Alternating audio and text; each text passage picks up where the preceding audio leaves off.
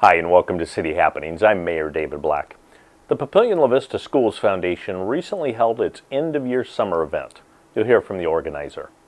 And the Papillion Senior Center features the performing group Singing Seniors. One of the members shares his thoughts with us.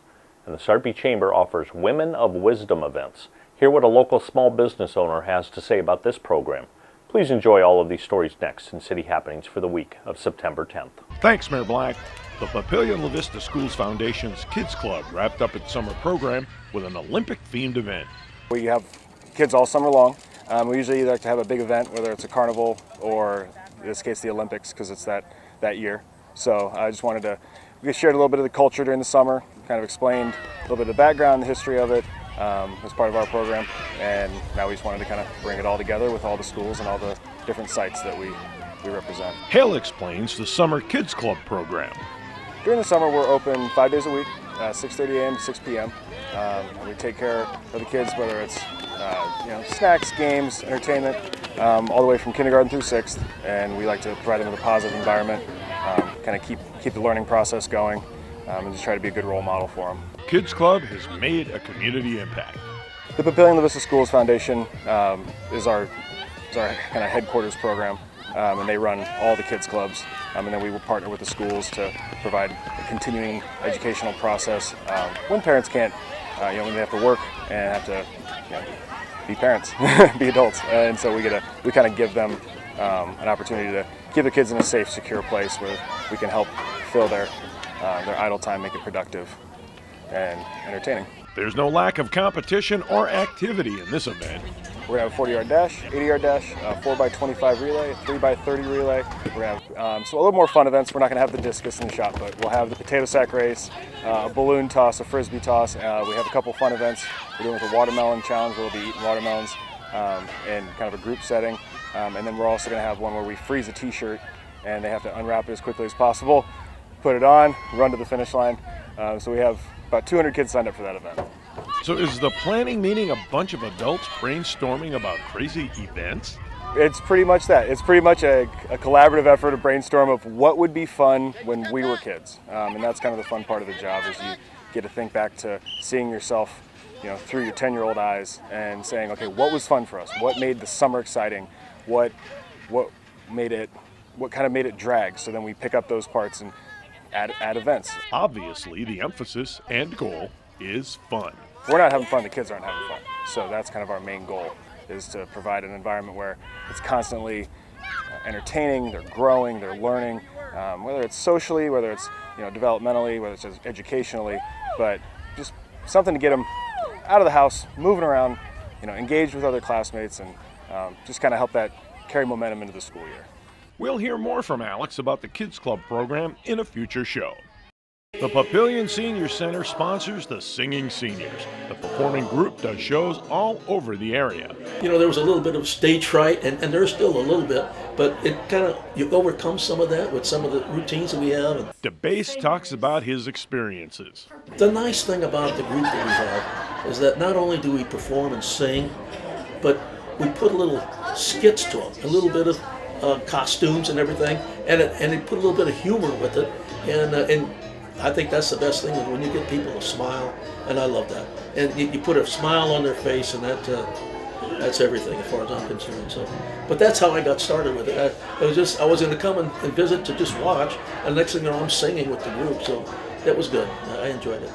While not a trained singer or musician, John sings because he loves to. Basically, memory of the melody, and then I just use that. Actually, my brother was the musician in the family. He could play all the instruments. He had his own band, but I went more the other direction in the business world, but he was the one who actually is the entertainer. The Singing Seniors brings out John's philosophical side. Now I'm in a different phase of my life, and one of the things I know is that your circle of friends and relatives, when you're young, you got your family and your siblings and maybe a few young people, and as you grow older, your circle of friends expand because you got more people in school and so on. And then you get older and you got couples, and your circle of friends kind of narrow down a little bit. And now in our age group, it seems like it's narrowing down even more. But this was a chance for me to expand my circle of friends, and I have. I call these people my friends, and they are my friends. And so consequently, this is an ideal setting for me and my wife, and for my golden years, if you will. As for those golden years, John has his own thoughts about age. I consider it seasoned citizens instead of senior citizens. And we're seasoned citizens. So that's the whole concept here, I think. The whole concept of the Papillion Senior Center, I think, is terrific, because there's so much activity that goes on with this. And the music is just one phase of it.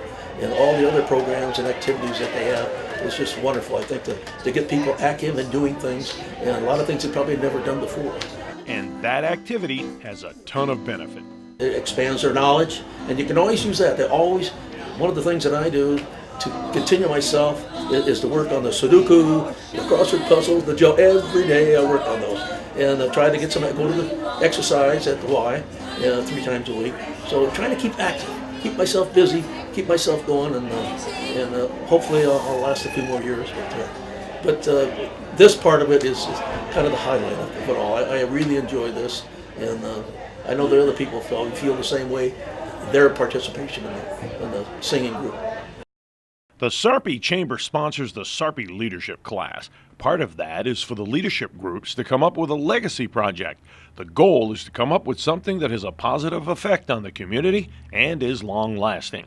My group was centered on, all right, we want to make it so it's completed during our time, because you have the option in your legacy projects to either just develop a plan and then try to provide it to somebody that will take it where they need to, or to start it and then hand it off to be carried on by a foundation or so on and so forth, or to have it be completed within your tenure of your legacy class. It was important for us to create something that, obviously the legacy is that it carries on.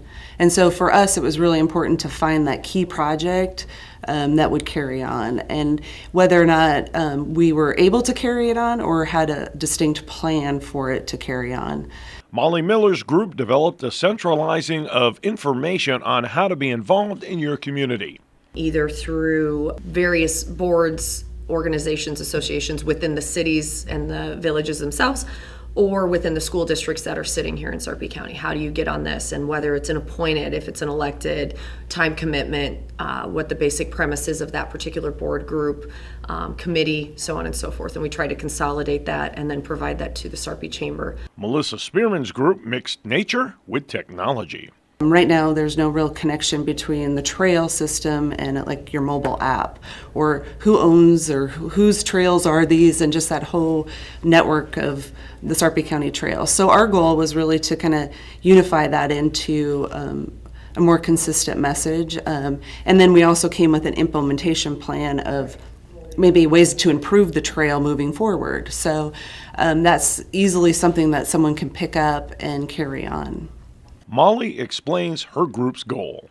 Our hope with that legacy was to help engage more people when they didn't think they could be. They didn't know where to look. They didn't know how to look. And when you walk into a business or you start new at a business, one of usually the expectations is that you engage in the community in which you work to help promote your business, promote yourself, so on and so forth. And this, we were hoping to be used as a tool for those businesses and those persons looking for how to get involved and how to start doing those moments just right there in your own town and school.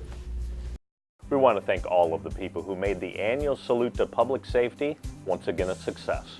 And a special thanks goes to both Russ Zeeb and Dan Fuller for spearheading this event and making it a reality. We also want to thank everybody who made it possible and participated in the 11th annual Dog Day at the Bay. The event marks the end of summer season at the Papillion Bay Aquatic Park. This fun event gained popularity quickly, and its participation has always been strong.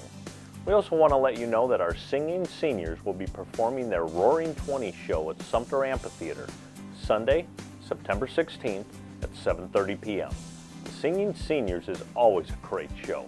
Come out and join the fun. There are lots of ways to stay up to date.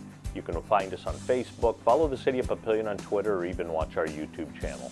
Information about all of our departments and programs is available on our website. For more about Papillion, go to www.papillion.org or just call the Mayor's Hotline at 402-827-1111. Thanks for watching.